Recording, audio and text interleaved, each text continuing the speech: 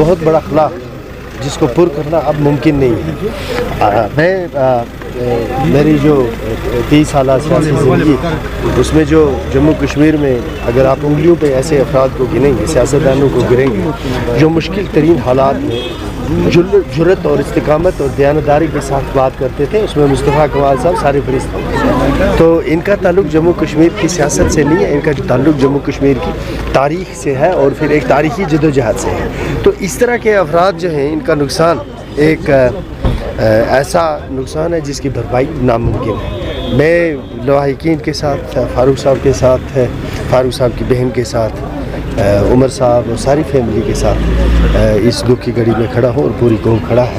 اللہ تعالیٰ سے ہم سب دعا گو ہیں کہ اللہ تعالیٰ ان کو مغفرت کرے، اور جو نئی ہماری نسل سیاست میں آ رہی ہے ان کو اگر ان سے کوئی چیز سیکھنی ہو سیاست میں تو صداقت اور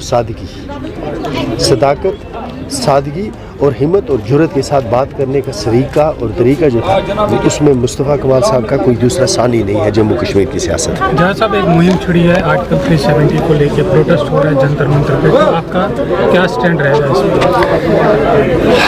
اس میں دو چیزیں ہیں۔ یہ ویسے کوئی موزون وقت نہیں ہے، لیکن چونکہ آپ نے سوال پوچھا ہے اس لیے میں امانت کے طور بتاتا ہوں۔ یہ ساری چیزیں ہمارے پاس موجود تھیں۔ ہمارا اسپیشل سٹیٹس تھا، آرٹیکل 370 تھا، 35A تھا، ہمارا اپنا جھنڈا تھا، ہمارا سب کچھ اپنا تھا۔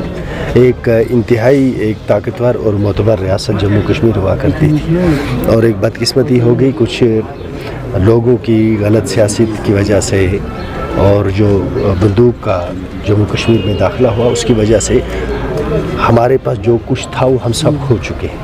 اب جو اس کی ریسٹوریشن ہے اس کا طریقہ کار کیا ہوگا، اس سلسلے میں میں آپ کی خدمت میں ایک عرض کرتا ہوں کہ ایک بڑے ہی ایک مفکر، ایک عالم دین نے کہا ہے کہ what you lose because of your stupidity you don't get it back because of your stupidity۔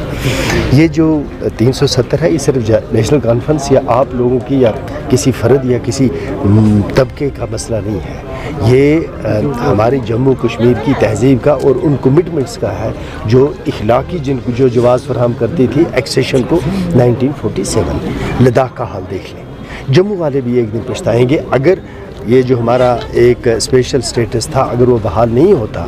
Kashmiri تو بہرحال پستہ چلا جا رہا ہے وہ الگ بات ہے، لیکن اس کی زد سے جموں بھی نہیں بچے گا، ڈوگرا بھی نہیں بچے گا۔ تو ہم کوشش یہ کرتے ہیں کہ یہ فرسٹ سٹیپ جو پہلا قدم ریسٹوریشن آف اسٹیٹ ہوڈ ہوگا، اور اس کے بعد ایک کوشش یہ کر رہی ہے کہ جو ہمارے آرٹیکل 370 اور 35A کی وجہ سے ایک تحفظ جو اس قوم کو حاصل تھا قانون سازی کی سطح پر بھی اور زمینی معاملات پر بھی، نوکریوں کے معاملات پر بھی، اور پھر اتنا ہی نہیں ہے، یہ آپ کی عزت اور وقار کی علامت رہا ہے، آپ کی جدوجہد کی جو ہے، آپ کی جو جدوجہد رہی ہے، سیاسی جدوجہد رہی ہے، اس کی علامت رہا ہے۔